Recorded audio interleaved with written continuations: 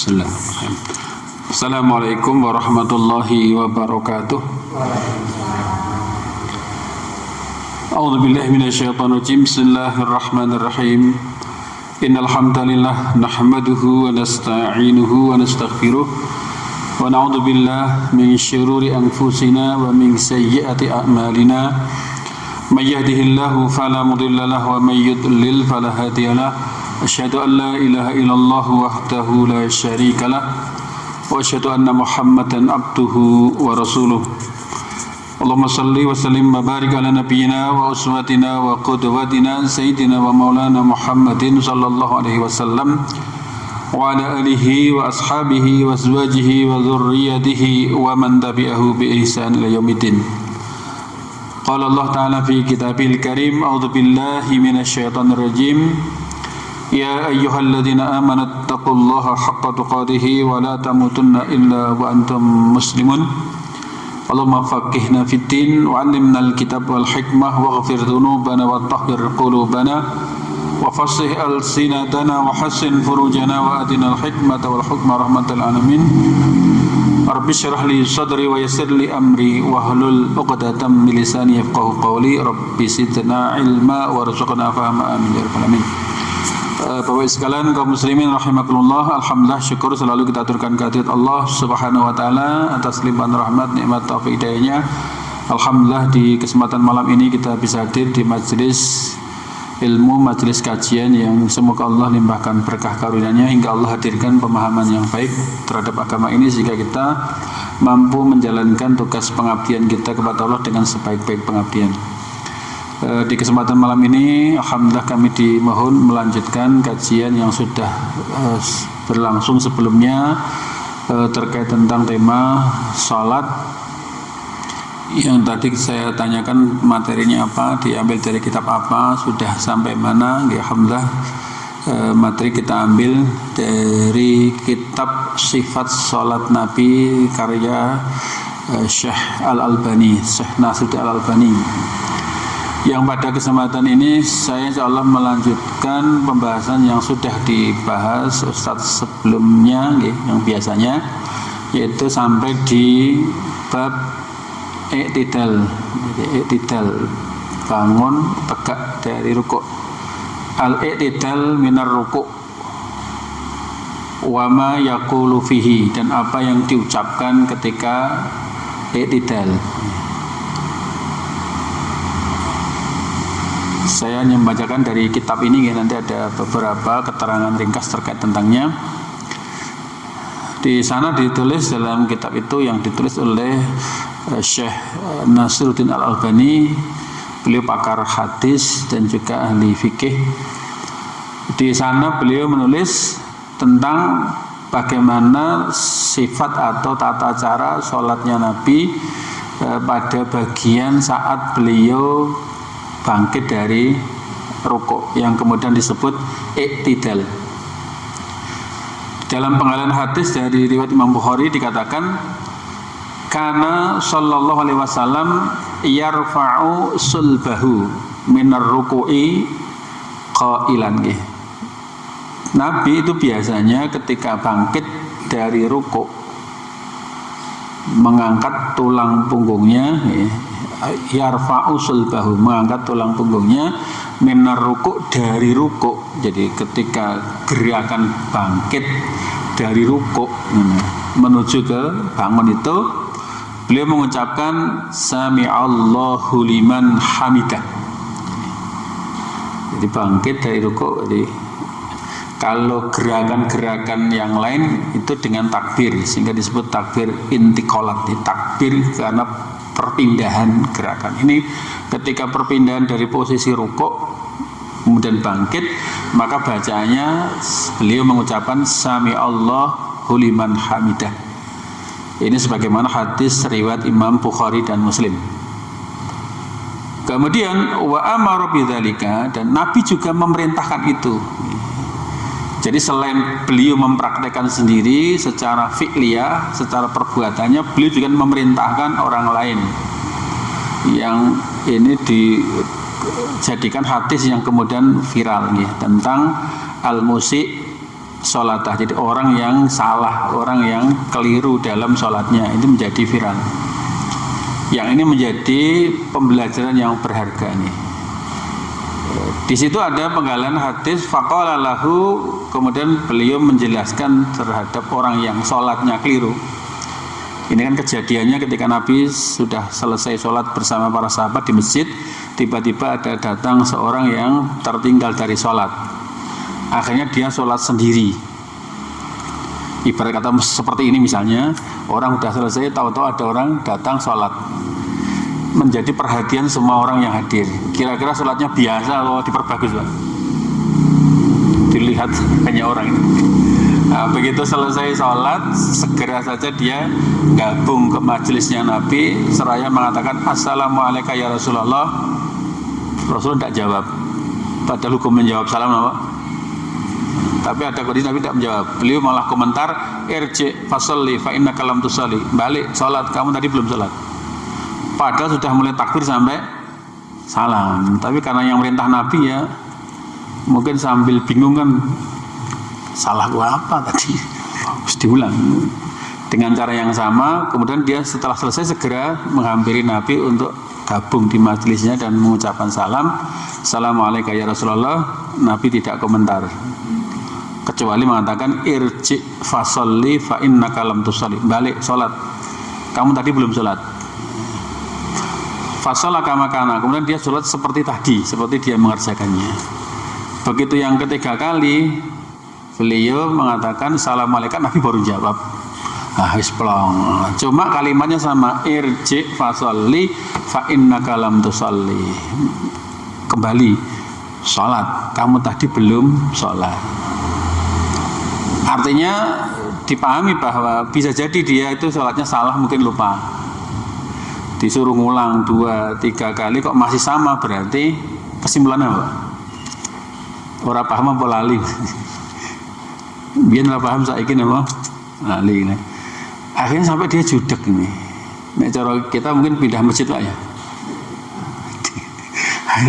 Salahnya apa? Sampai dia bersumpah wallazi ba'asaka fil haq ma uhsinu ghaira fa'alimni. Demi zat yang mengutus engkau dengan sebenar-benar jadi Rasul, saya sudah tidak bisa lagi sholat yang lebih bagus dari ini. Bisa saya begitu, maka ajarilah saya. Nah, Nabi mengucapkan kalimat ini. Nabi mengomentari, memerintahkan kepada orang yang sholatnya keliru tadi dengan kalimat la tutimmu sholatun li ahadin minan nas hatta titik, tulisannya hatta titik. Tidaklah sempurna sholat bagi seseorang dari semua manusia sampai dia menyempurnakan wudhu, kemudian menghadap kiblat, kemudian bertakbir, kemudian membaca yang mudah baginya dari Al-Quran, sumayar ka'u, kemudian dia ruku, hatta tatma'ina roki'an, hingga dia benar tumaknina dalam ruku, sumayakulu lah garis bawah yang dikaitkan materi ini, sumayakulu, kemudian setelah ruku dia mengatakan Sami'allahu liman hamidah. Dia mengucapkan Sami'allahu liman hamidah hatta yastawiya, sampai dia lurus qaiman, dalam keadaan berdiri. Jadi Sami'allahu liman hamidah itu sampai mentok nama? Mentok lurus dalam kondisi tegak, dalam kondisi nama? Berdiri. Kadang dijumpai orang i'tidal begitu belum mendapati posisi tegak, kemudian langsung ruku, sujud. Sampai dulu anak saya itu memperhatikan, Pak, itu sholatnya lucu-lucu gimana? Masuk sholat Sami Allahu Akbar langsung sujud. Maksudnya sampai i'tidal belum tegak itu karena mungkin apal pengalaman, langsung sujud. Padahal di antara rukunnya sholat adalah tumakninah, kondisi tenang dalam keadaan tidak. Sehingga di sini katakan kemudian orang itu mengucapkan sami alhamdulillah sampai tegak dalam keadaan berdiri. Wakana, dan Nabi idza rafa'a ra'sahu, ketika beliau mengangkat kepala beliau, istawa, beliau lurus tegak, hatta ya'uda, hingga kembali kulla qafarin, masing-masing ruas tulang punggungnya makanahu ke tempatnya.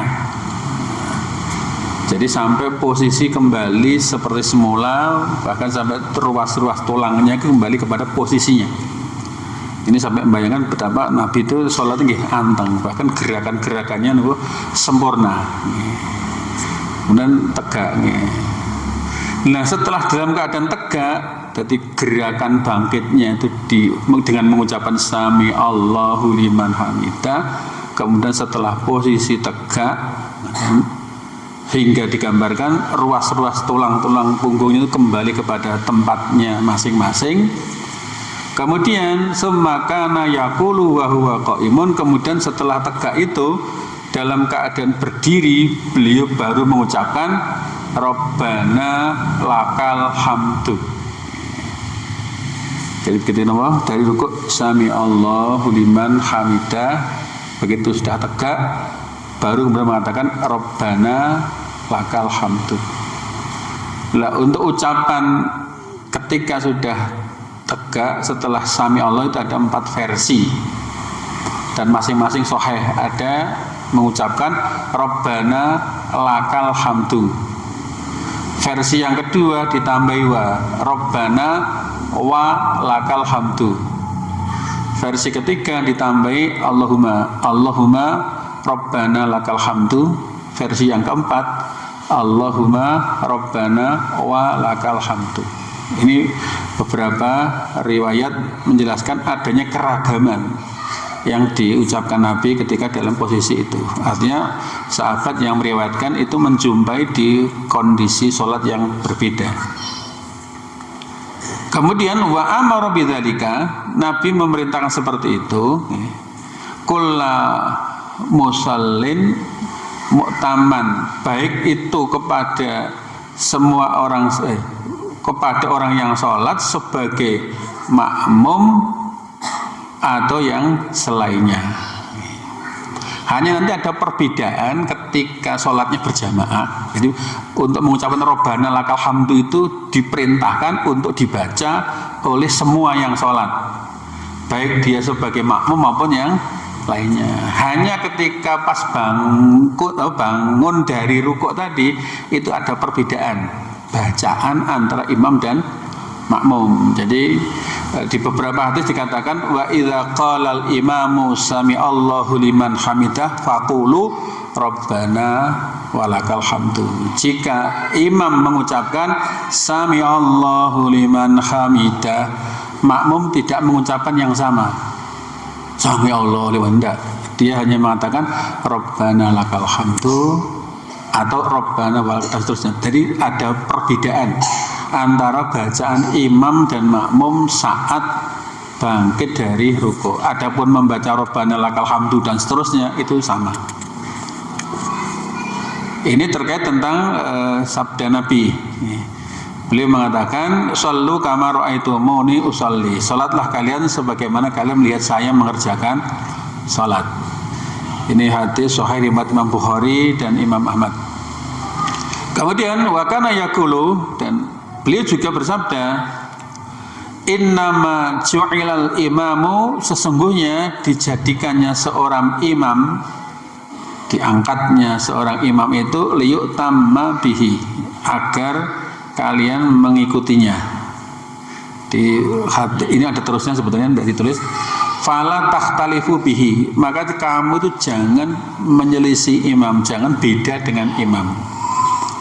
Dalam banyak hal itu sama, tapi nanti ada pengecualian dalam hal tertentu yang disuruh beda antara imam dengan makmum.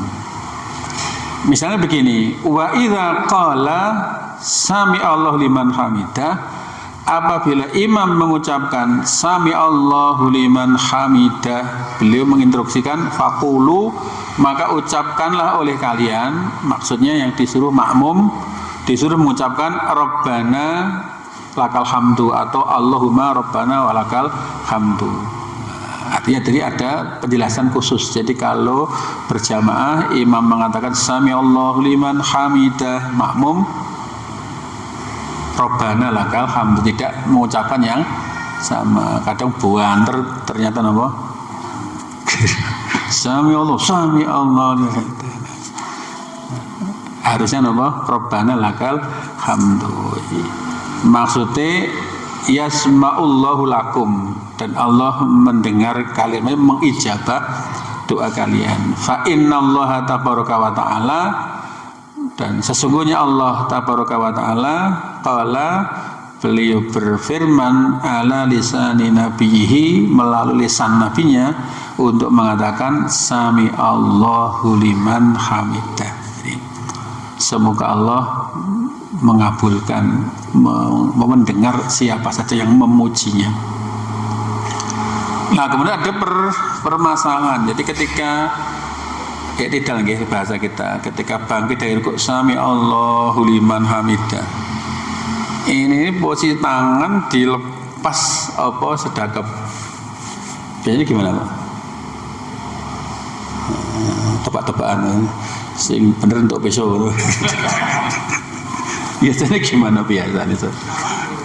Sami Allah liman hamidah. Iku tangannya di irsal, diculke apa sedekap, Pak?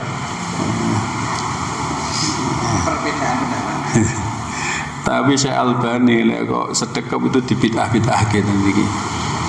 Tapi di keterangan-keterangan yang lain ada penjelasan secara terperinci. Jadi semua posisi tangan dalam masing-masing gerakan sholat itu jelas.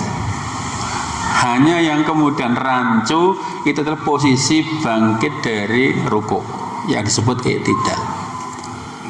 Contoh, misalnya ketika orang berdiri sholat, posisi tangan di mana?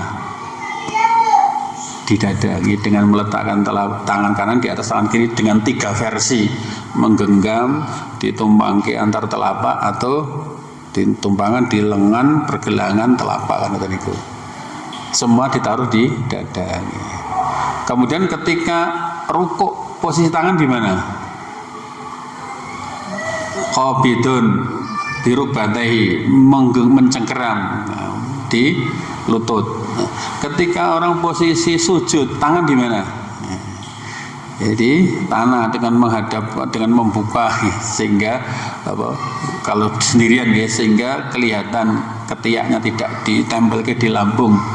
Nah, kemudian menghadapkan jari jemari ke arah kiblat, yadumu, mengumpulkan, tidak membegarkan. Nah, itu jelas. Ketika posisi duduk, tangan di mana? Nabi meletakkan tangannya kadang di paha, kadang di lutut. Pertanyaannya, i'tidal posisi di mana? Enggak ada. Coba yang keterangan, ketika Nabi bangkit dari rukuk, maka beliau berdiri yakumu kama kana. Beliau berdiri seperti semula. Jadi seperti semula sebelum rukuk, posisinya gimana? Posisi semula sebelum rukuk berarti no? Sedekapnya. Tapi dicolke batal enggak sholat? Itu bukan masalah sampai batal enggak. Ini pilihan-pilihan.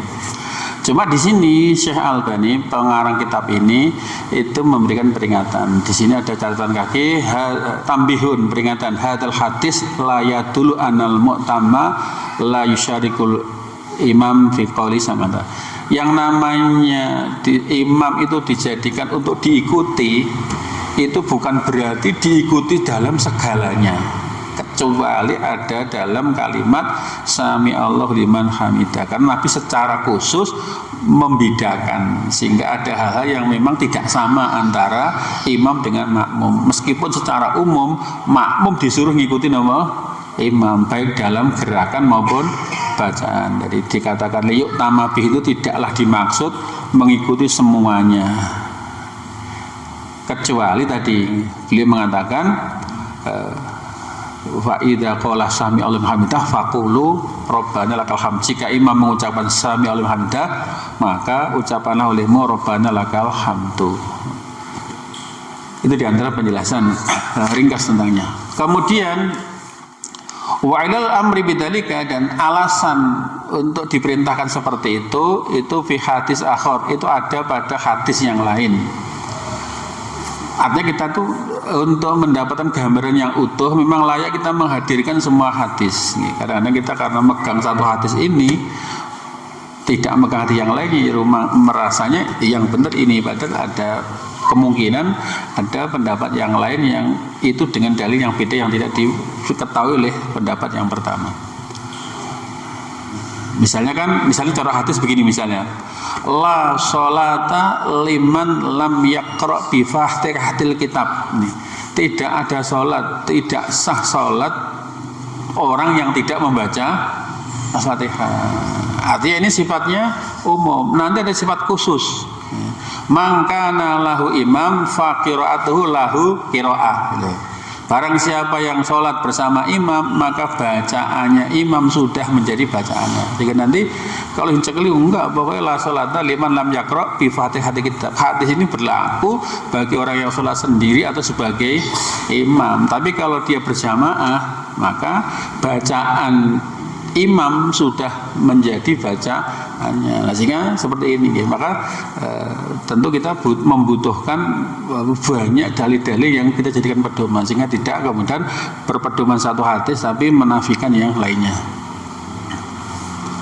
Nah, perintahnya karena nanti ada hal yang rancu, tapi secara khusus memang ada nih.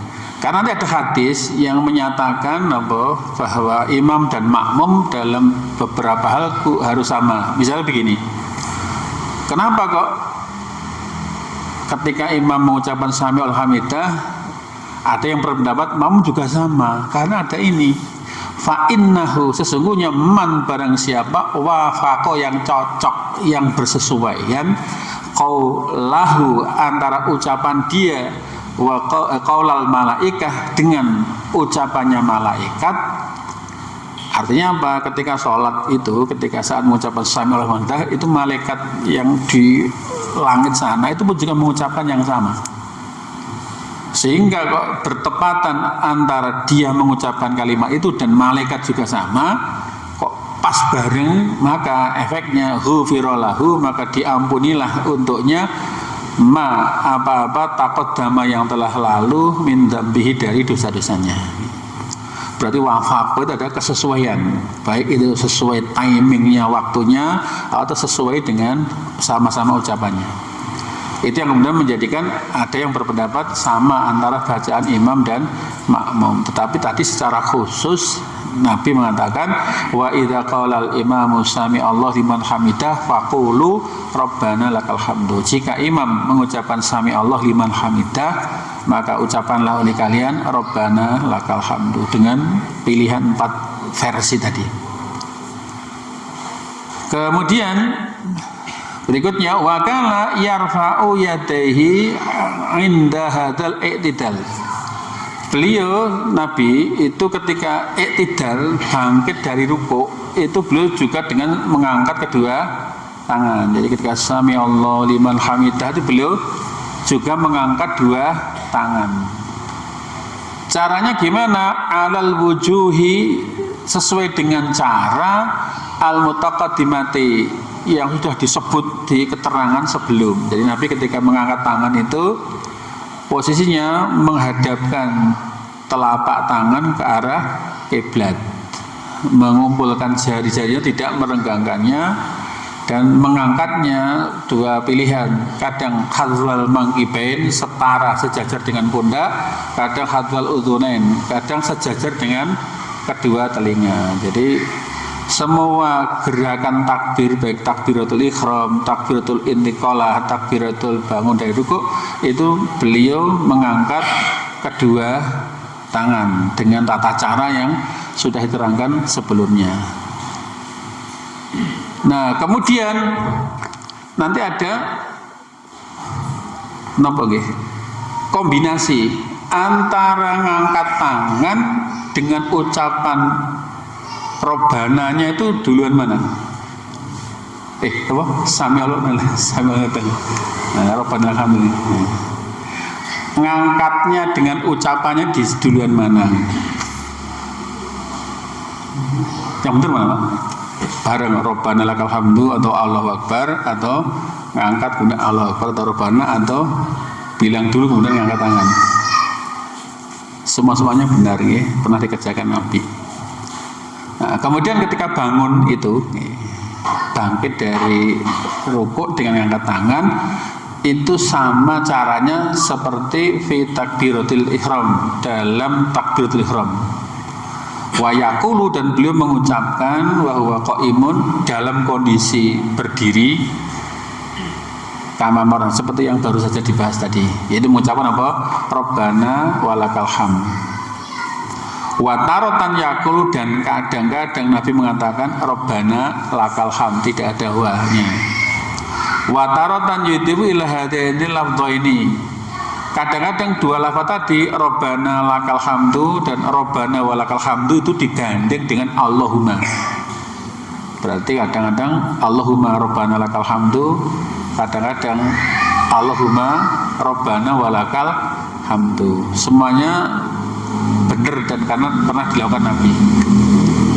Nah, wa kana ya'muru bidzalika, dan Nabi memerintahkan seperti itu. Fa yaqulu, maka beliau bersabda, nah ini, idza qala al-imamu sami'allahu liman hamidah, apabila imam mengucapkan sami'allahu liman hamidah, faqulu, maka ucapkanlah olehmu Allahumma Rabbana lakal hamdu. Fa innahu man wafaqa qaulahu qaulal malaikah ghufira lahu ma taqaddama min dzambi. Hadis riwayat Bukhari, Muslim, dan disahihkan juga oleh Imam At-Tirmidzi. Sehingga karena nanti kalau pas mengucapkan itu bareng dengan malaikat, jika bareng berarti diampuni dosa yang telah lalu. Lah, tidak itu saja, jadi berarti ucapannya dua macam ya. Sami Allahu liman hamidah bagi imam ya, atau yang sendiri. Kemudian dilanjut ketika posisi berdiri, Rabbana lakal hamdu. Kadang-kadang wa kana tarotan yazidu ala dzalika, dan kadang-kadang Nabi itu menambahkan dari itu.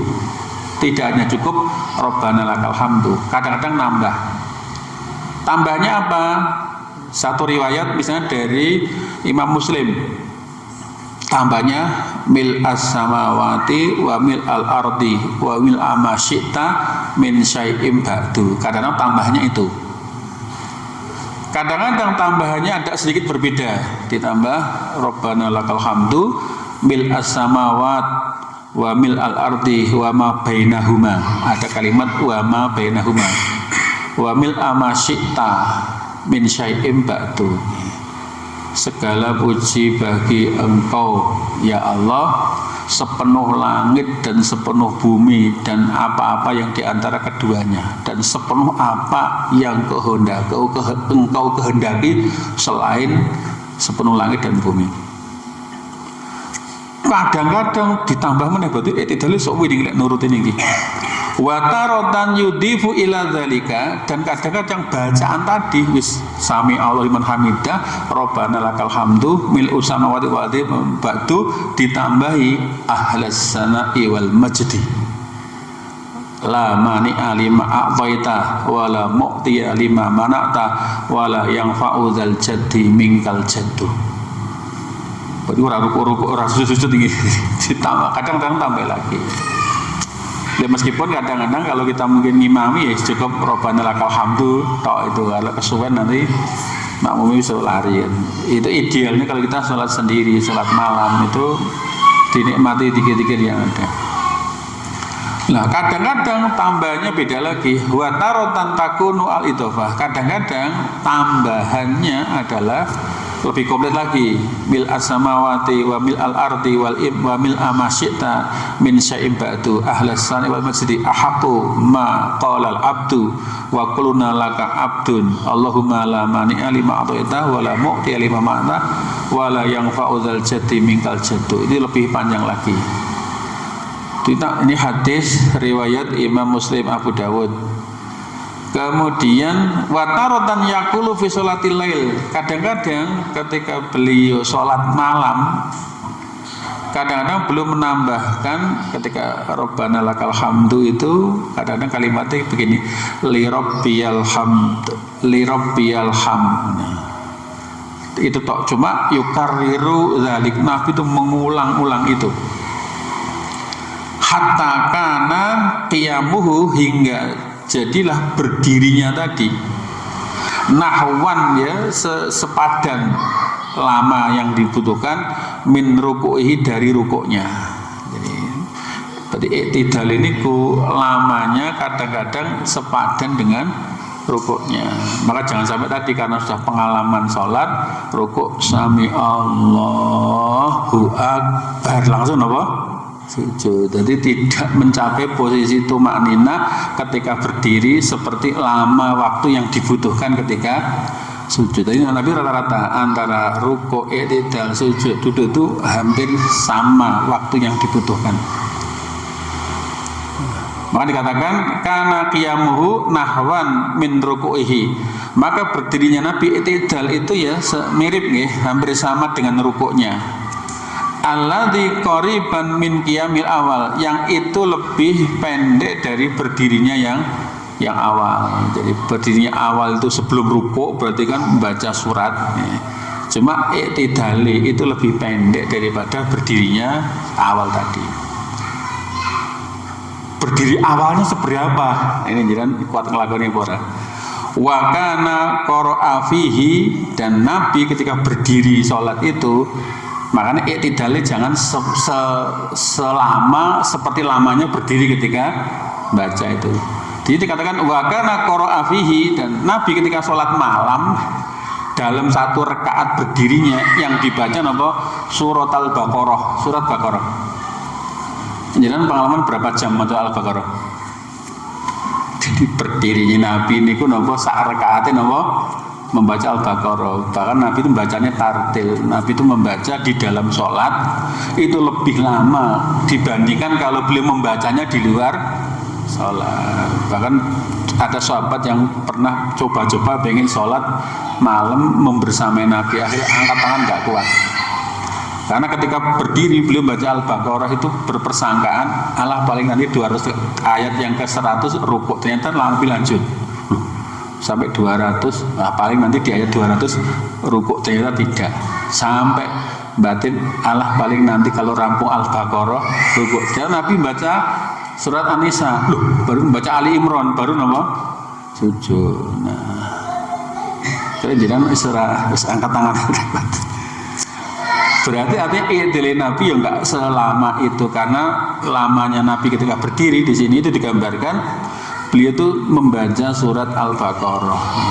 Ini hadis riwayat Abu Dawud, An-Nasai dengan sanad yang sahih. Kemudian tadi apa?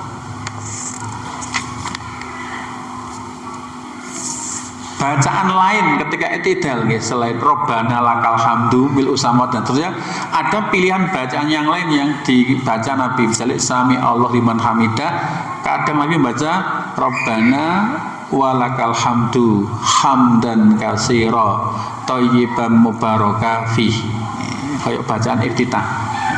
Kadang-kadang Nabi ketika i'tidal tambahan bacaannya apa? Hamdan katsira thayyiban mubarakan fi. Kama, atau redaksi yang berbeda, mubarakan alaih kama yuhibbu rabbuna wa yarda. Itu tambahan versi lain. Jadi Nabi itu begini. Beliau itu diistilahkan beliau itu tanwi, beliau itu apa nggih? Membaca dengan beragam versi. Artinya kita mengetahui bahwa Nabi itu kadang-kadang membaca begini, kadang-kadang membaca begitu. Sehingga sebagaimana kita ingin mengikuti sunnah Nabi, hendaknya kita pun juga bervariasi dalam membaca zikir maupun doa. Jangan sampai cek jumlek ket biyen ya diwaca kuwi, tidak pernah napa bervariasi, tidak menambah referensi, atau bahkan menjadi politik identitas. Bahwa Kabirau itu berarti kalau alamat bait ini adalah Muhammadiyah. Itu dari mana kan? Padahal Nabi itu dalam hal bacaan iftitah ada yang menjelaskan ada sampai 14 versi ragam macam bacaan iftitah, termasuk iktidal rukuk sujud itu beragam. Ya paling tidak kita nggak hafal, kenal lah. Kalau nanti sholat duhur bacanya seperti apa dan seterusnya. Qalahu rajulun, ternyata ini sebetulnya tadi itu Robbana lakal hamdu hamdan katsira itu sebetulnya bukan contoh ajaran dari Nabi. Maka yang namanya sunnah itu bukan Nabi tidak mengerjakan. Nah, kadang-kadang Nabi tidak mengerjakan, Nabi tidak memerintahkan, tapi ketika ada sahabat yang mengerjakan, Nabi itu menyetujui. Berarti namanya takrir. Jadi sunnah itu kan ada yang sifatnya sunnah qauliyah karena sabdanya Nabi, ada sunnah fi'liyah karena ada contoh perbuatan Nabi. Tapi yang ketiganya ada yang namanya takrir. Nabi tidak bersabda, Nabi tidak mengerjakan, tapi Nabi mengakomodir, Nabi membenarkan itu. Contohnya tadi ketika Nabi sholat itu ketika sambil hamidah terdengar ada yang mengatakan hamdan kasiron thayyiban mubarakan fih. Nabi tanya setelah rampung ya, siapa tadi yang mengucapkan itu? Saya wahai Nabi ini. Kenapa? Ya? Dikatakan jadi ini ucapan tadi adalah sebetulnya ucapan seorang sahabat yang akhirnya kemudian dijadikan bacaan i'tidal yang itu bacaan terbaik. Karena Nabi melihat ada fenomena alam yang luar biasa gara-gara bacaan tadi. Lah, Rabbana lakal hamdu hamdan kasiran thayyiban mubarakan fi itu adalah kalimat yang diucapkan seseorang karena yusolli yang sholat wara'ahu sallallahu alaihi wasallam di belakang Nabi. Jadi itu bacaan orang di belakang Nabi. Ba'dama rafa'a sallallahu ra'sahu minar rakaat. Ketika Nabi bangkit dari rukuk, mengucapkan sami Allahu liman hamidah, terus baca apa? Rabbana lakal hamdu hamdan katsira thayyiban mubarakan fih. Falamang sorofa Rasulullah, ketika Rasulullah rampung bubaran dari sholat, qala, maka Nabi bertanya, manil mutakalim anifan, siapa tadi yang baru saja mengucapkan kalimat itu? Faqala Rasulu, maka orang itu mengatakan, ana ya Rasulullah, saya ya Rasulullah, memangnya salah gitu. Oh enggak.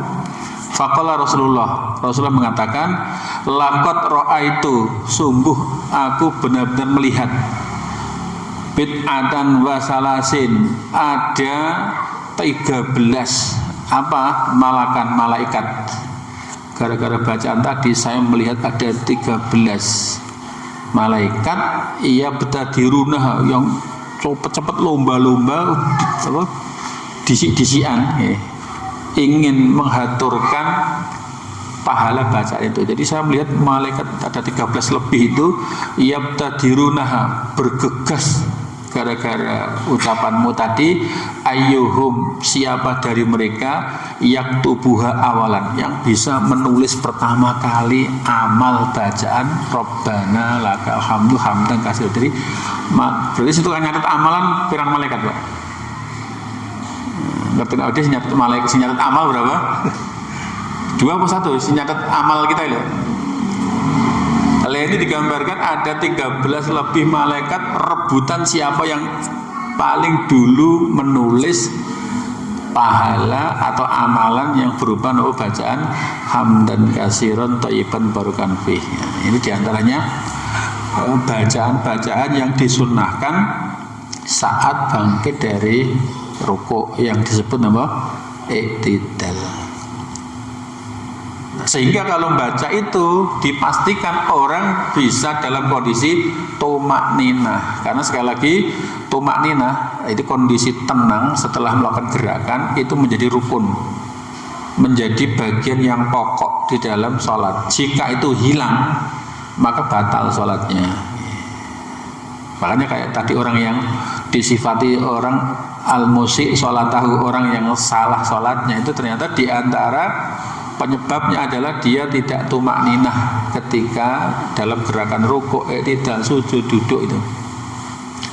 Nah kemudian berikutnya terkait tentang i'tidal tadi, ada sunnah yang kemudian disebut itolatu hadzal qiyam, memperlama situasi berdiri saat i'tidal. Jadi tidak hanya sebatas sambil hamidah tegak, tapi disunahkan pas berdiri itu dianjurkan untuk memperlama berdirinya tadi. Wa wujubul itmi'nani fihi, dan wajibnya tumakninah dalam keadaan i'tidal tadi. Jadi tidak hanya disami Allahu Akbar tadi loh. Sehingga harus berdiri dalam waktu yang relatif lama sehingga mendapatkan kondisi tumaknina, dan bahkan berkesempatan baca zikir-zikir yang itu zikir istimewa sampai malaikat 13 lebih itu berebut siapa yang paling duluan bisa mendapat kehormatan mengabadikan amal dalam catatan amal. Nah, kemudian di situ ketika sudah posisi berdiri itu ada anjuran memperlama berdiri dan wajibnya tumakninah saat berdiri tadi. Diterangkan wa kana sallallahu alaihi wasallam, dan Nabi sallallahu alaihi wasallam yaj'alu menjadikan qiyamahu berdirinya i'tidal tadi hadza yang ini iku qoriban dekat atau mirip lamanya min ruku'ihi dari rukuknya. Jadi berdiri i'tidal itu ya mirip-mirip lama waktu yang dibutuhkan dengan rukuknya tadi. Kama taqaddama sebagaimana keterangan di depan. Bahkan balkana yakumu ahyanan, dan terkadang Nabi i'tidal itu berdirinya lama. Hatta yaqulul qail, sampai makmumi ada yang komentar. Orang tang sujud ini. Qad nasiya, barangkali Nabi lupa. Jadi pas sholat komentar gitu batal tidak sholat ya? Sami Allah liman hamidah, jadi wis kentekan donga kok randang sujud piye. Sampai ada yang mengatakan Nabi lupa. Berarti sampai diriwayatkan berarti ana sing komentar Pak ya. Iki kok ora rukuk-rukuk iki koyo sholat gerhana apa piye jane. Nabi itu tidak lupa nggih, memang sengaja nggih. Sampai ada yang komentar qad nasiya, barangkali Nabi lupa. Kenapa? Min tulima yakum, karena lamanya beliau berdiri saat i'tidal. Padahal wis cincang-cincang kathok arep sujud, ini ternyata imamnya orang tang-tang napa sujud. Mergo imam mau saking sapal kan, iku bar iki mesti sujud ya. Tiwas wis napa persiapan arep jungkel, imame santai kok bisa kedisian makmum itu. Nek cara kula maksudnya ngeten, takbir itu kan ibarat baris kan aba-aba. Jadi orang diabani nama, orang belok kiri, wis belok kiri, ternyata perintah belok kanan gimana Pak? Ya sampai orang itu mungkin mau sujud, urung-urung sampai malah berdirinya lama, sampai komentar barangkali Nabi itu lupa. Karena apa? Karena lamanya berdiri saat ya tidak, memang sengaja gitu.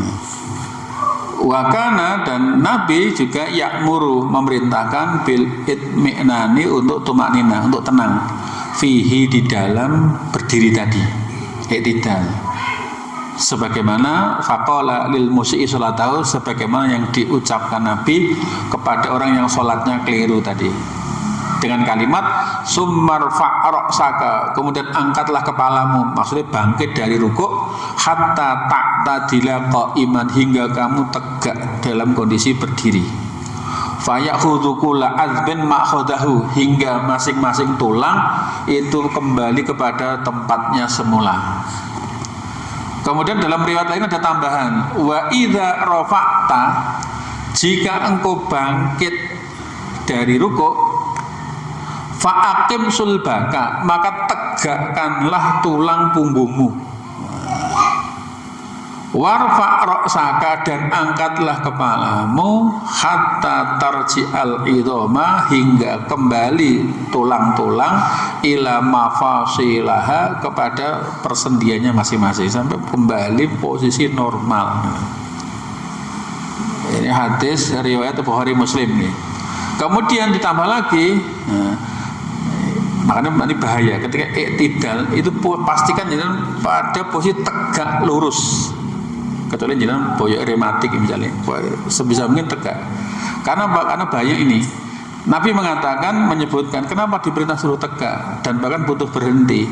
Innahu, sesungguhnya, la tatimmu, tidaklah sempurna, sholatun, suatu sholat, li ahadin, untuk seseorang, minan nas, dari manusia, idza lam yaf'al dzalika, jika tidak mengerjakan seperti itu. Artinya nggak sah ketika i'tidal belum tegak, belum diem kok langsung apa? rukuk karena tidak sempurna, atau bahasa lain tidak sah. Karena ini ada hadis lain yang kemudian menguatkan makna itu.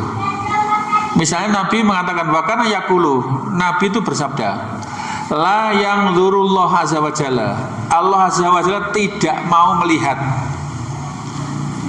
Kan kayak misalnya kita ngibadah, itu kan ibarat orang kontes itu kan sedang perform kan, untuk dinilai itu kan.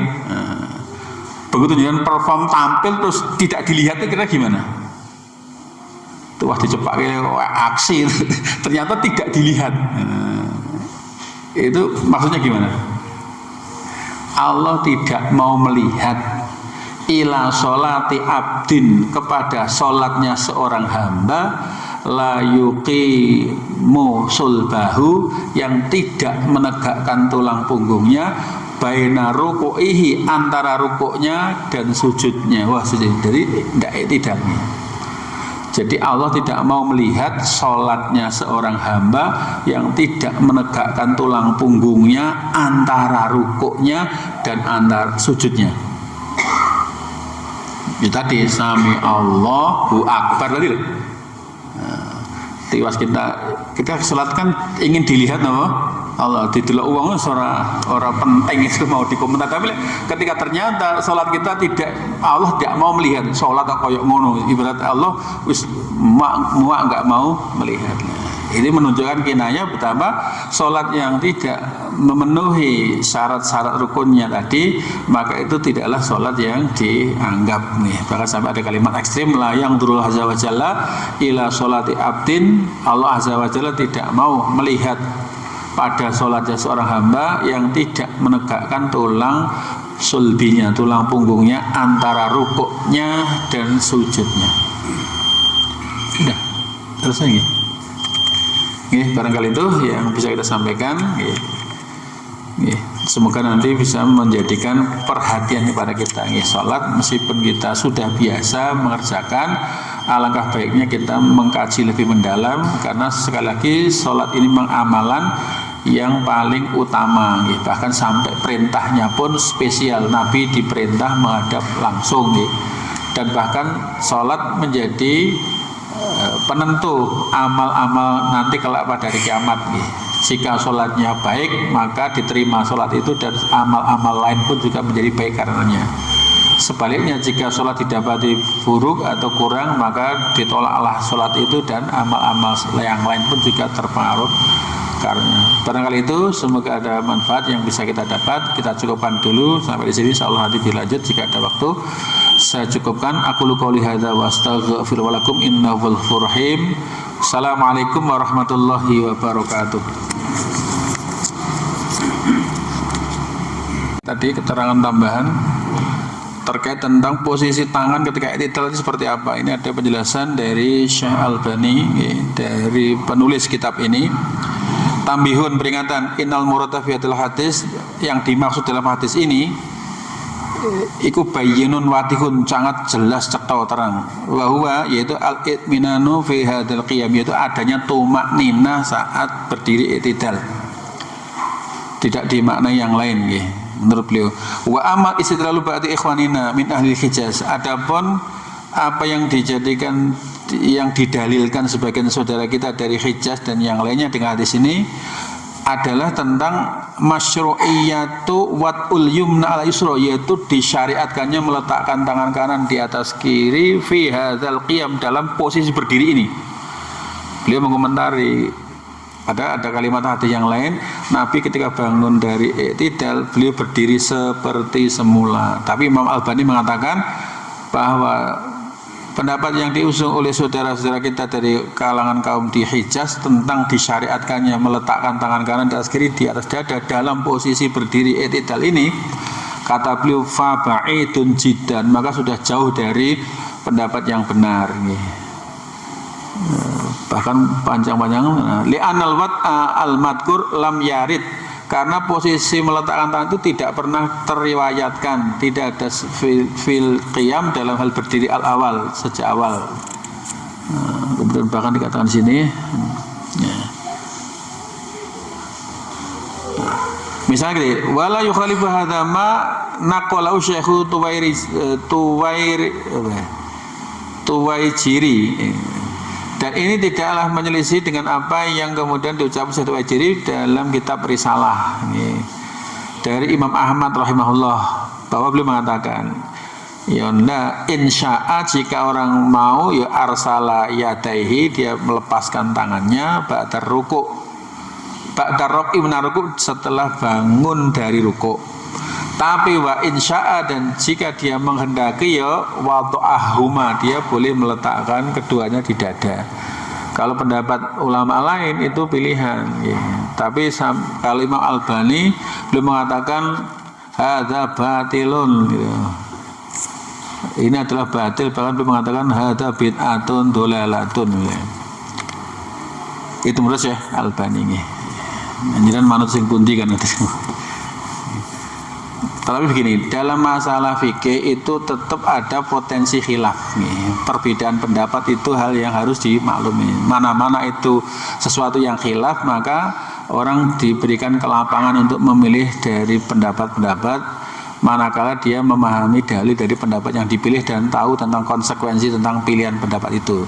Tetapi ketika permasalahan itu sudah menjadi ijma, menjadi konsensus, kesepakatan semua umat, maka kita nggak boleh berbeda dengan apa yang telah menjadi ijma para ulama.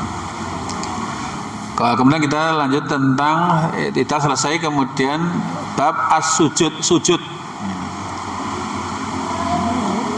Kemudian dikatakan sumakana sallallahu alaihi wasallam yukabbiru. Kemudian Rasulullah SAW kemudian bertakbir setelah i'tidal, berdiri tegak dengan membaca tadi tumanina. Kemudian beliau takbir wa yahwi, dan turun sajidan seraya sujud. Wa amara bidzalika, Nabi memerintahkan itu, terekam dengan hadis tentang orang yang sholatnya keliru. Misalnya di situ ada kalimat panjang di ujung-ujungnya nggih, kemudian summa yaqulu Allahu Akbar, kemudian Nabi mengucapkan Allahu Akbar, summa yasjudu, kemudian beliau sujud, hatta tatma'inna, hingga tenang apa mafasiluhu, ruas-ruas tulang punggung beliau. Jadi sujud pun juga dalam keadaan tenang. Wakala, dan Nabi idza arada, jika beliau menghendaki ayas juda untuk sujud, maka Nabi kabbaro, bertakbir. Artinya ketika sami Allah liman hamidah rabbana alhamdu, selesai Allahu Akbar, kemudian sujud. Ketika sujud posisinya gimana? Wa yujafi yadaihi, dan beliau merenggangkan kedua tangan beliau anjambaihi, dari lambungnya, sehingga tangannya tidak nempel di lambung, tapi napa ini kan dari imam ya, dari makmum bisa nyikut napa kanjeng atau salat sendiri. Tapi kalau salat sendiri atau imam, maka sujudnya itu tangannya tidak napa ditempelkan di lambung, tapi napa direnggangkan, sehingga lengan atau sikunya tidak nempel di lambungnya. Summa yasjudu, kemudian beliau sujud. Sujud tadi. Wa kana ahyanan, dan terkadang beliau yarfa'u yadaihi idza sajada. Beliau ngangkat tangannya ketika mau sujud. Kadang-kadang nggih, misalnya ngeten, sami Allah liman hamidah rabbana lakal hamd, Allahu Akbar, sujud. Kadang-kadang Nabi napa? Makanya jangan gumut lu. Sujud tok ngono. Nabi napa? Nah, jadi ya mungkin begitu tadi lamanya berdiri i'tidal tadi kan, begitu mau sujud kadang-kadang Nabi mengangkat lagi tangannya untuk sujud. Tapi itu napa? Wa kana wa ahyanan, kadang-kadang yarfa'u yadaihi, beliau mengangkat kedua tangannya idza sajada, ketika mau sujud. Mungkin enggak Pak, jangan duduk di antara dua sujud, Robik Filiono mau sujud takbir, mungkin enggak? Mungkin wakana ahyanan yarfa'u yadaihi idza sajada, kadang-kadang Nabi itu mengangkat tangan ketika mau sujud. Niki sokon di hadis riwayat Imam An-Nasa'i Daruqutni ini. Bisanadaini sahihaini, dengan sanad kedua-duanya sahih. Ya bener nih. Walaupun orang umum gitu kan. Ya, tapi itu bener. Jadi misalnya kita ngeten gitu. Ketika ada orang sholatnya kok menurut kita beda, itu jangan terlalu curiga dulu. Barangkali mungkin dia sudah tahu ilmu tertentu yang mungkin kita belum. Kemudian berikutnya al-khururu ila sujud. Al-khur itu menyungkur gitu, turun gitu. Al-khururu sujud al yadaini. Ketika turun sujud, itu tebak-tebakan. Duluan mana antara lutut dengan tangan? Misalnya gini, lutut tangan dahi atau tangan lutut dahi atau dahi tangan lutut, mana yang benar? Posisi turun ini loh, dengkul tangan baduk apa tangan dengkul baduk atau baduk tangan dengkul? Ketika turun dari untuk sujud itu mendahulukan tangannya kah atau mendahulukan kedua lututnya? Karena dua hati yang berbeda. Satu riwayat Wa'il bin Hujr, dua riwayat dari Abu Hurairah. Kalau riwayat Wa'il bin Hujr itu berarti posisi Nabi masih di Mekah. Asumsi Nabi sehat. Maka ketika itu meriwayatkan Wa'il bin Hujr, Nabi itu ketika sujud maka belum mendahulukan lututnya sebelum tangannya. Tapi Abu Hurairah mengatakan itu posisi Nabi sudah di Medina. Nabi ketika sujud itu mendahulukan kedua tangannya kemudian lutut. Makanya yang benar mana? Dua-duanya benar. Sing salah itu dhisik batu daripada nopo. Itu suka geruta.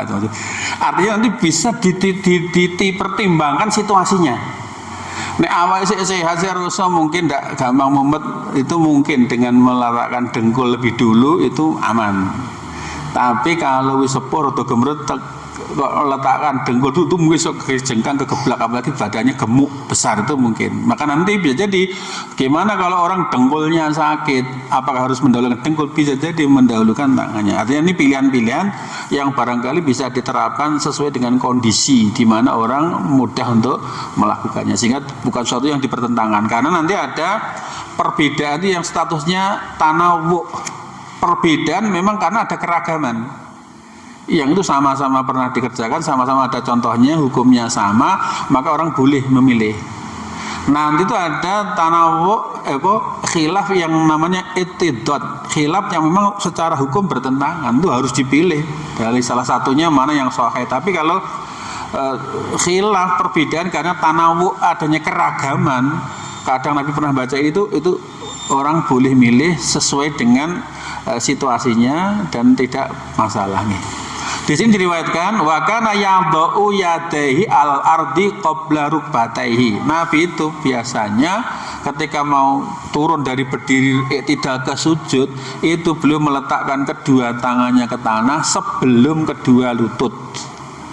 Ini hadis dari Ibnu Huzaimah, Daruqutni dan Hakim, dan beliau mensahihkannya. Karena dikatakan di sini menurut Imam Auza'i adraktu annas yad'una aydihim qabla rukubihim. Saya melihat orang-orang meletakkan tangannya sebelum lutut mereka. Itu satu saat. Tapi Nabi kadang-kadang berbeda. Wa kana ya'muru bidzalika, Nabi pas ini memerintahkan dengan kalimat idza sajada ahadukum, apabila salah seorang dari kalian sujud fala yabruku, maka janganlah diprok, menderum, kama yakbruul ba'ir, seperti menderumnya unta. Yang pernah tidak melihat unta berdiri kok mau diprok itu di depan atau belakang? Belum tahu lihat unta ya. Kalau nenggon kombiro loko ini adalah unta. Neng Arab gitu, neng Arab. Unta kalau berdiri mau diprok itu yang turun duluan kaki belakangnya apa kaki depannya. Ternyata di hadis ini unta kalau mau diprok itu turun belakang dulu kemudian depan. Lek ngadeg itu dhisik mburi, makanya lek sing gaya-gaya wong umrah numpak unta foto-fotoan itu ndak ngerti iso terjatuh karena unta itu ngadege ngarep sik apa mburi sik. Tapi unta kalau posisi berdiri mau turun itu duluan kaki belakang. Maka dikomentari jika sujud kamu jangan diprok seperti diproknya unta. Terus gimana? Wal yadaihi, hendaklah seorang itu meletakkan kedua tangannya dulu qabla rukbataihi, sebelum lututnya. Karena kalau unta dia duluan apa? Kaki belakang atau bahasa kita lutut, kemudian depan. Nah, sehingga dari hadis ini berarti sujud itu kalau tadinya berdiri mau turun sujud, duluan tangan apa dengkulnya tadi? Menurut hadis ini adalah wal yadaihi, hendaklah meletakkan kedua tangannya qabla rukbataihi, sebelum lututnya. Ini hadis riwayat Imam Abu Dawud. Sudah kumat belum? Waktu kumat belum? Belum ya? Belum ya? Satu lagi. Wa kana yaqulu, dan beliau bersabda, innal yadaini, sesungguhnya dua tangan, ikut tasjudani, juga sujud. Wa yasjudu wal wajhu, dan wajah pun sujud. Fa idza wada'a ahadukum wajhahu, apabila seorang meletakkan wajahnya, maka fal yadaihi, maka letakkanlah kedua tangannya. Maksudnya lek sujud ya, oh bener mau, ojo dhisik sirahe tanpa meletakkan tangannya, bener tadi. Jika tangan itu ya sujud, wajah ya sujud. Maka apabila seseorang meletakkan wajahnya, hendaklah dia juga meletakkan tangannya. Jangan sujud dengkul langsung kepala, tanpa apa? Tangannya. Demikian juga wa idza rafa'a, dan ketika dia bangun dari rukuk, fal yarfa'huma, maka hendaklah pun dia juga mengangkat kedua tangannya. Maksudnya ketika bersujud kok duduk, ya tangannya dilepaskan dari tempat sujudnya, kemudian dipindah ke paha. Kemudian wa kana ya'tamidu ala kafaih, beliau ketika sujud itu bertumpu kepada telapak tangan. Wa yabsutuhuma, dan beliau membukanya. Mboten digegem koyok push up ngoten lho. Nah, niki sujud apa arep napa? Jadi ketika sujud itu bertumpu kepada telapak tangannya. Beliau membukanya. Cuma membukanya itu bentuknya gimana? Kan saya pernah lihat orang sujud itu begini loh tangannya. Nah, tidak bertumpu kepada napa? Telapaknya. Pernah saya melihat itu negeri kok lali-lali, masalah pas kelingan pas ketika napa? Sholat di sebelah itu, jadi kok nyakar itu lah. Ketika sujud begitu, padahal napa? Meletakkan telapaknya dengan cara napa? Wa yadummu asabi'ahuma, dan merapatkan, mengumpulkan jari-jarinya. Jadi tidak begar gitu lah. Sehingga dibuka telapak, bertumpu kepada telapaknya, jari-jarinya dikumpulkan, tidak dibegar. Sehingga yang nempel adalah napa? Telapaknya, bukan napa? Ujung-ujungnya. Bukan menggenggam kayak mau push up. Nah, kecuali nanti kalau bangkit dari sujud mau berdiri, itu boleh bertumpu dengan cara al-ajn. Jadi bertumpu dengan tangan digenggam atau tangan dibuka telapaknya itu boleh. Lah posisinya wayuwajjihuha, dan menghadapkan jari-jarinya qibalal qiblati, ke arah kiblat. Sehingga tidak begini. Karena ada yang sujud tangannya jarine menghadap ke sampai. Pak, ini kan khususon, katanya kalau perempuan itu lebih yadumu diro'ahi, mengempitkan lengannya, berarti asturu. Wong wedok jaring ini beneran apa? Padahal tidak ada perbedaan antara tata cara salat laki perempuan termasuk dalam hal sujud, karena tidak ada dalil yang membedakannya, sehingga antara laki perempuan posisi sujud itu sama. Sehingga ini detail banget nggih. Ketika sujud posisi tangan apa? Bertumpu pada telapak, jari-jarinya dihadapkan ke arah kiblat dan mengumpulkannya gitu. Wa kana yaj'aluha hadwa mangkibai, dan posisi tangannya ketika sujud itu ke depan atau ke belakang, itu kalau digaris lurus dengan pundak, tidak lurus dengan dengkul atau lurus dengan kepala. Jadi kalau praktek piye gue salat didelok. Jadi ketika sujud itu, nah posisi tangan jarinya itu sejajar dengan apa? Pundaknya. Tidak ke sejajar dengan kuping atau bahkan ana sing mundur sejajar dengan dengkulnya nggih. Tapi sejajar dengan apa? Pundak. Dan dihadapkan ke arah kiblat. Tapi nah niki wa ahyanan kadang-kadang ini jarang, kadang-kadang halba udhunai, kadang-kadang sejajar dengan kedua telinga. Nah, wakana dan Nabi yumakkinu angfahu napa ngarani? Metelke, menekankan hidungnya, wajabahatahu dan dahinya minal ardi dari tanah. Jadi kalau sujud itu yang nemplek tidak hanya dahi tapi hidungnya pun juga napa? Nemplek. Ada yang napa sujud kayak mau koprol. Jadi sing nemplek hanya dahinya tapi hidungnya napa? Tidak nemplek. Jadi Nabi ketika memerintahkan sujud itu setelah menjelaskan dahi itu tapi juga menunjuk napa? Hidung. Sehingga di sini Nabi itu ketika sujud menekankan hidung dan dahinya ke tanah. Pak pesek misalnya, insya Allah sepesek-peseknya orang itu masih bisa menempelkan dahi dan hidung. Kalau giginya lebih maju daripada hidungnya itu mungkin nanti. Nah tadi kan, idza sajadta famakin, ketika kamu sujud maka petelno, tekankan li sujudika untuk sujudmu. Contoh lagi misalnya dari riwayat mengatakan idza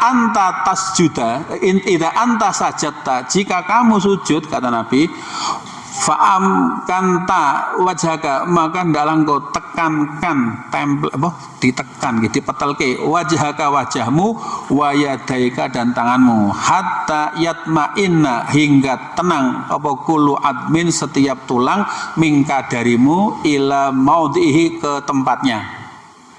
Wa kana yaqulu, dan Nabi juga berkata ini, la sholata, tidak ada sholat liman bagi orang la yusibu yang tidak menempelkan, tidak menekankan angfahu hidungnya minal ardi dari tanah ma sebagaimana yusibu dia nempelkan jabina ke dahi. Maksudnya apa? Tidak ada sholat bagi orang yang tidak menempelkan hidungnya ke tanah, ke tempat sujud, seperti dia nempelkan dahinya ke tempat sujud. Sehingga ketika sujud tadi yang nemplek tidak hanya dahi, tapi juga sekaligus hidung, dan itu dengan cara ditekankan. Iki mau misalnya di lantainya ono kerikil itu terasa sakit atau dekok ngoten, karena mboten anggang-anggang, mboten ditahan oleh tangan nih. Jadi bener-bener kayak berat badan itu ditopang oleh dahi dan hidung. Makanya jujur gawe baru gosong dikosok-kosok ora ya sembuh, pokoke mbontan struktur tulangnya. Tapi kalau itu memang ditekan, itu karena kan metel wa tamkin ditekan nggih. Sing ratu digosok-gosok ditekan, dipetel kayak cara bahasa Jawa, dipetelke niku memang sunahnya begitu. Wa kana yumakkinu aidan rukbataihi, dan Nabi juga menekankan kedua lututnya wa atrafa qadamai, dan ujung-ujung telapak kakinya. Jadi telapak kaki driji itu mancat nggih. Mboten ningkring, ningkring disenggol kita tapi ditekan nggih kok mancat ngono lho. Kayak orang mau setat arep lari sprint ngoten niku. Jadi juga menekankan ujung-ujung telapaknya. Nah, posisi kaki wa yastaqbilu bi atrafi aswi al-qiblat, dan posisi jari-jari kakinya itu pun juga menghadap ke arah, termasuk berdiri nggih. Jadi berdiri salat itu usahakan telapak kaki itu menghadap lurus, mboten begar ngeten. Tapi tetap lurus. Nanti demikian pun sujud ketika itu pun juga telapaknya juga menghadap lurus ke arah depan, bukan ke arah samping. Jadi berdiri pun juga begitu nih. Posisi telapak kaki juga lurus menghadap ke arah kiblat. Pun nggih. Lagi pun. Moga kita cukup. Assalamualaikum warahmatullahi wabarakatuh.